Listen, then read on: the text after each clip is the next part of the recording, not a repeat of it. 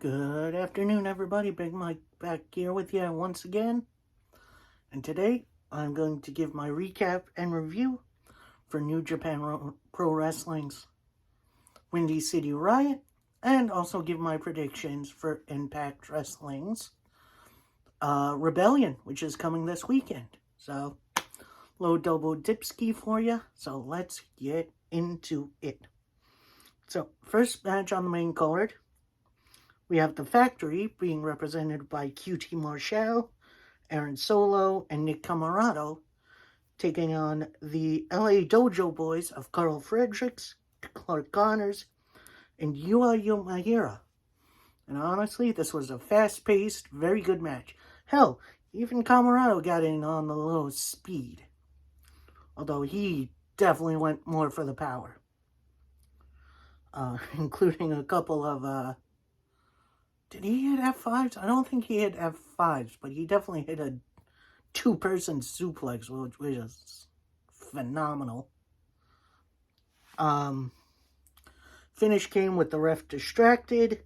QT with the low blow on, I want to say it was Uemura. And then QT hit him with the cutter. 1, 2, 3. Winners, the Factory. Overall, very fun, very entertaining match.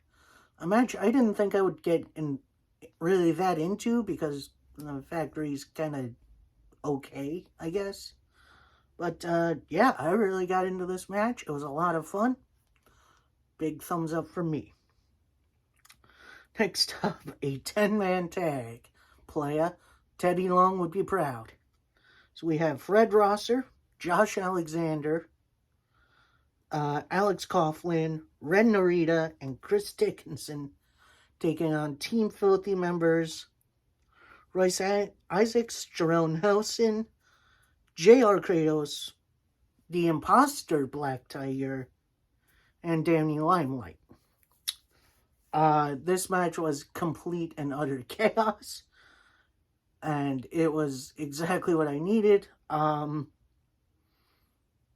It was definitely more of a palate cleanser than the last one, but these guys still brought it.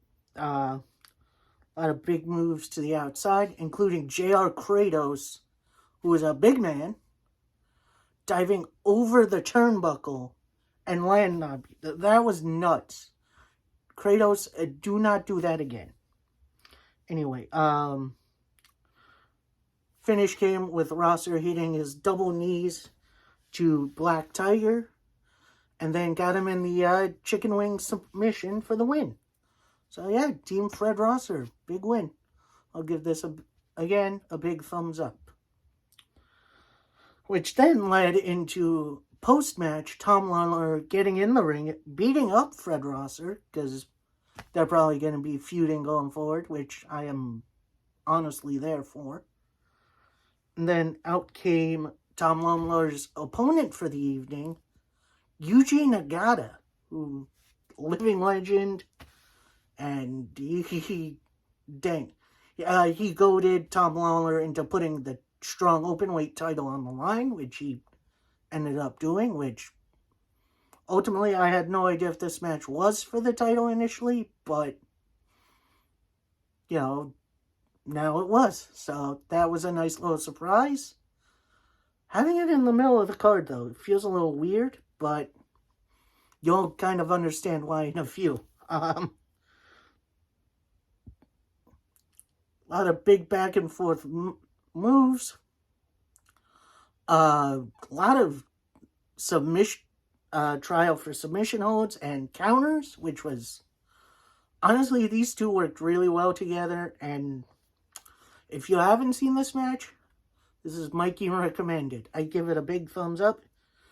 Finish came with, I believe Nagata initially had a sleeper on Lawler, and then Lawler countered.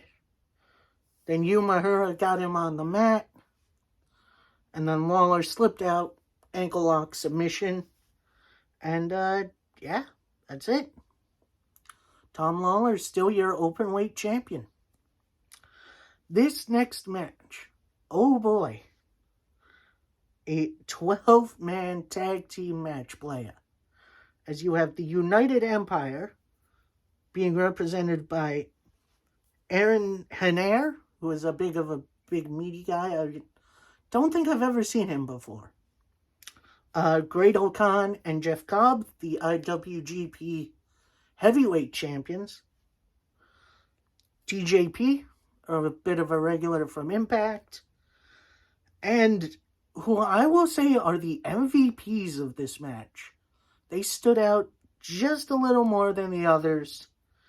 That being Mark Davis and Kyle Fletcher, Aussie Open. The big man, little man dynamic works well here, and they stand out to me. I hope to see more of them going forward. Their opponents, a few of the OGs, the Bullet Club, being represented by Hikuleo, Haku's son, I believe. Yeah. Chris Bay, the Ultimate Finesser from Impact. El Phantasmo, and Carl Anderson and Doc Gallows, and special guest, a second-generation NWO member, now inducted into the Bullet Club, Scotty Norton, which I'm surprised he was out there. Norton didn't start, I believe it started with Bay and one of the United Empire guys. I'm going to say this, Bay and ELP, I think, need to be a regular tag team going forward. Don't get me wrong, I love ELP and Takahashi as much as the next guy. But I think ELP and Bay need to be a tag team regularly for Bullet Club.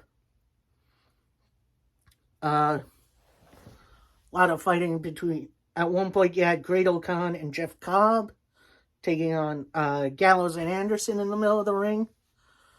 Scotty Norton going a little hard.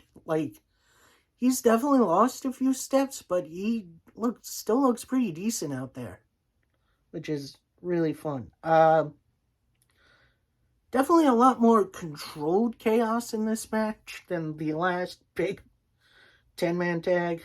Not a lot of flying, which I'm okay with. Finish came with Aussie Open in the ring against, I want to say it was ELP. They hit their wild finisher. I don't even know what to call it. For the 1, 2, 3 winners, the United Empire, which I think that's crazy. I hope it does look like they have a lot more momentum in New Japan. And like I said, I hope to see Aussie Open more somewhere soon. I mean, you got Impact this weekend. New Japan and Impact worked really well together. Fingers crossed. That'd be cool, honestly. So, yeah. Gonna give it a thumbs up. Maybe not a must watch, but I will say Aussie Open was definitely must see. So go out of your way to see this just for them at least.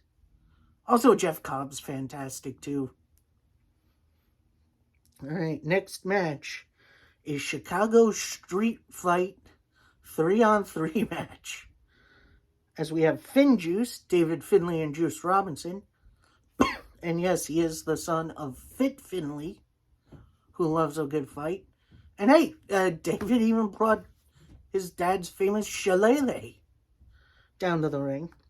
And they are joined by Brody King of House of Black. Brody has been doing New Japan stuff a bit before he was doing AEW stuff. So that's fine. And they are taking on TMDK. That's Jonah and Shane Haste, the former Shane Thorne. And Bad Dude Tito, who I personally have never seen, but he's definitely more of a brawler type, which I'm okay with. Match was chaos right from the start. We had chairs, we had table spots, ladders. One point there was a chair pile in the middle of the ring, and the good guys suplexed the bad guys into him, which was insane. At one point,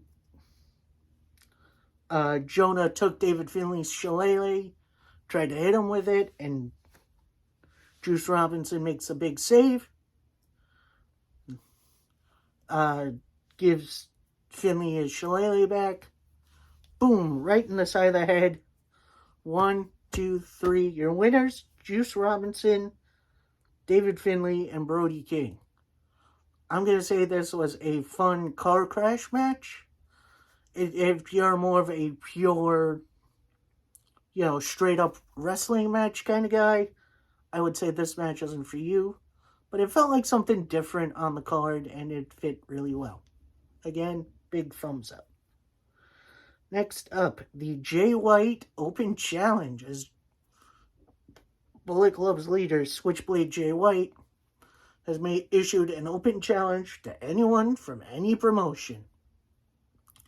So as Jay White's waiting in the ring, up on the Tron, you see Jon Moxley talking to someone. He's like, okay, shooter, go and get him. As out comes Shota Umino, a young man who has come under Jon Moxley's wing. A bit of a mentor-mentee thing going on from last year's G1, which, honestly, that's really cool. It's a little unexpected, and it puts a little bit more of a spotlight on Unimo, whatever it is. I'm sorry if I'm mispronouncing it. My apologies, sir. This one actually was a lot better than I thought it was going to be. Unimo with more of his speed, while Jay White more went for his classic wrestling style, including a little cheating, which, if you ain't cheating, you ain't trying. End of the day, Jay White got the big win, and I think he called out Okada after his match. I could be wrong. Although Jay White does have a big match coming up at Rebellion, which we'll talk about. So, I'll give this match a thumbs up. If you haven't seen the shooter, Unimo, before, I'd say go give this match a look. He was really good. Next up, a bit of a throwback match, which I can't believe these guys are still going. As Tomohiro Ishii takes on Minoru Suzuki. Holy cow, 2 living legends right there. A lot of strong strikes to start off with. Match gets out of the ring. Both grab chairs and start sword fighting with them, which was honestly way more fun than it should have been. A lot of, hulking up. Like, Suzuki would hit Ishii, then Ishii would It was less of a match, more of a presentation, and I kind of dug it.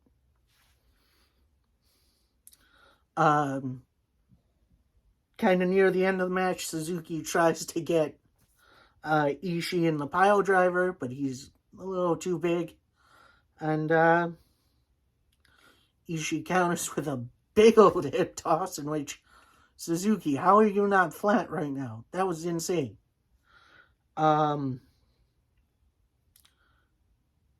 Finish came with Ishii hitting his big old finish on Suzuki for the pinfall. 1, 2, 3. Winner, Tomohiro Ishii. And he has a big old match coming this weekend, and I can't wait. We'll talk. I'll give this one another thumbs up, and I will say I recommend it.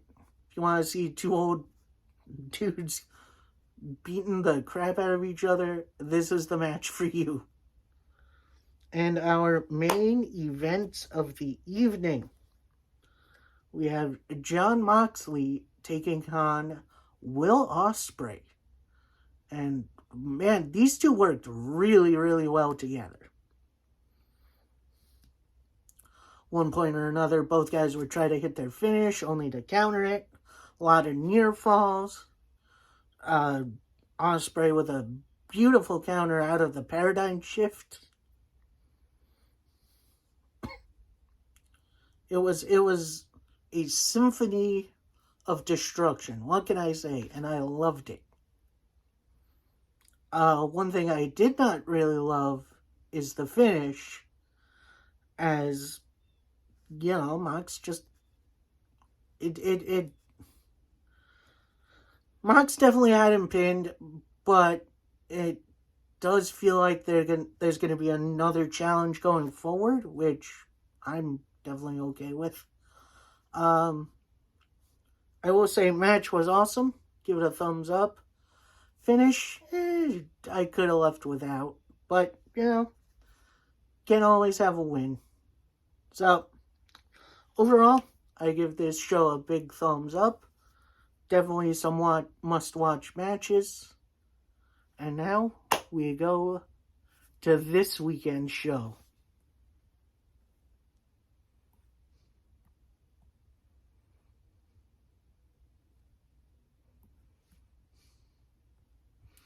As Impact Wrestling has the Rebellion show. I believe this is going to be up in Poughkeepsie, New York. Sadly, I will not be traveling all the way up there, but I will be there in spirit and watching the show. So, first match, we got a pre-show match, and I can't believe this is on the pre-show. This should be on the main card. You have a triple threat match for the X Division Championship as Trey Miguel defends not only against Ace Austin, but against Speedball Mike Bailey. This is Mike Bailey's first title match in Impact, and I'm excited for him. I cannot wait to see what he can do. Trey has been a great champion. I feel like he's held really well the X Division title. I think it's time, I wouldn't say it's time to freshen up, but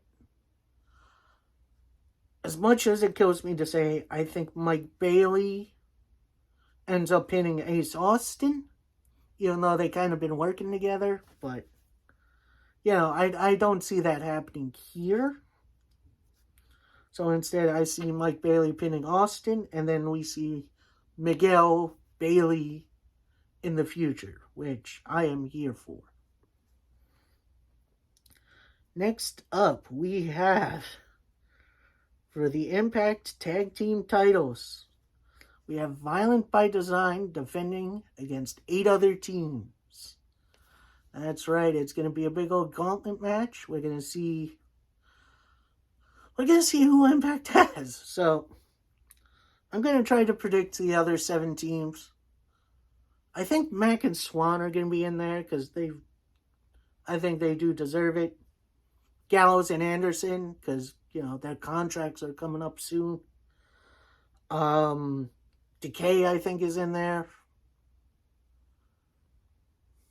What other tag teams does Impact have?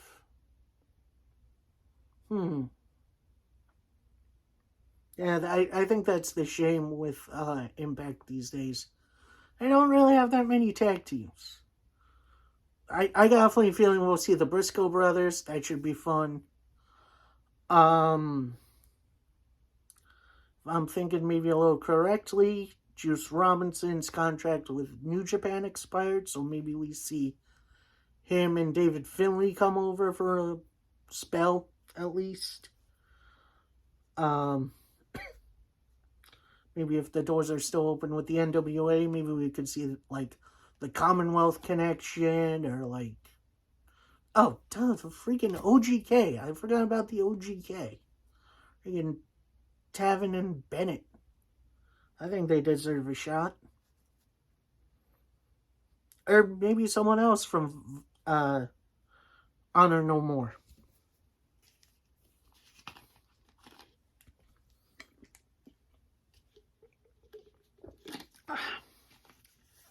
Like maybe Vincent and Kenny King. And I think I'm going to put a little hat on the ring. I think we maybe see Dralistico and, God, what's his name? Dragon Lee. I think we see them get involved with this. However, I do think Violent by Design retains. I think they're a little underutilized as a tag team, and I think they deserve a decent reign. And then maybe in the future, we see them versus the Briscoes 2-on-2, which I am absolutely here for. Next match, another triple threat match, is we have Chris Sabin taking on Jay White, taking on Steve Maclin. Now, multiverse of matches, you had White versus Shelley, which was an incredible bout. Then Maclin came in, kicked Sabin's you-know-what. Looked like White and Maclin were going to work together. Maclin mashed his potatoes, to say the least. And now we got this triple threat, which I am absolutely here for. Sabin already has a victory over Jay White in tag team action.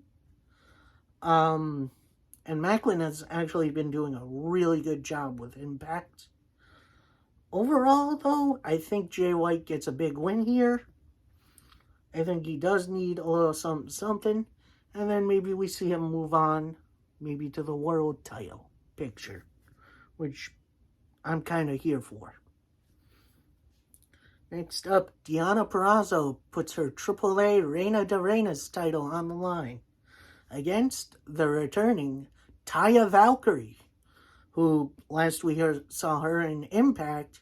She was getting arrested, aka going to WWE. She spent a little time in NXT, and that was kind of it. Very much a shame. Here's the thing. As much as I would like Taya to win this title and bring it back to AAA, I kind of want to see her stick around, too. And I don't want this big title reign, even with the Ring of Honor women's title, to just end. Like, she's been doing a great job, even though she lost the Knockouts title. She's been doing so good. So, I'm a little torn on this. My head is saying Purrazzo. Heart is going Taya. Personally, I think I'm going to go with my head. I'm going to go with Deonna. And then eventually, I think we see titles versus title. Although that's dependent on what Tony Khan's going to be doing with the Ring of Honor women's title with Mercedes Martinez. Next up, Knockout's title is on the line as Tasha Steelz takes on Rosemary. Rosemary, I'd say a couple-time Knockouts champion, at least one-time Knockouts tag team champion with, Havoc.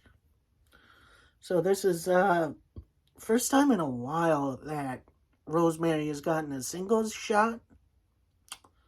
Overall, I don't think she's going to win the title here. I think this is Tasha Steelz to lose. Although Rosemary does have backup with Havoc, so that could clash with Savannah Evans, the heavy for Tasha Steelz. So overall, I think I'm going Tasha Steelz with that. Next up, another big man battle as Jonah takes on Tomohiro Ishii. Jonah's been on more than a roll with Impact. Hopefully we see him in the, upper world title shot maybe sooner rather than later. And then Ishii's just kicking all kinds of butt all around the wrestling world. But honestly, I think Jonah's going to get the win here. And hopefully they push him up the card a little bit more. Next up, a bit of an interesting match considering the situation, as Jonathan Gresham, who current Ring of Honor champion, and last I heard, was signed to AEW/ROH as he's taking on Eddie Edwards. Oh, and then Saturday, while he was defending the Ring of Honor title, came down with a concussion during a match with Dalton Castle. So, feel better soon. I hope this match still goes on, because this is going to be a great match. The current face of Ring of Honor versus the previous face of Ring of Honor. It's gonna be, I am most looking forward to this match. Overall, I think Eddie Edwards gets the win here. I don't know if he's gonna cheat to win, but, you know, knowing now heel Eddie Edwards, I think we'll see.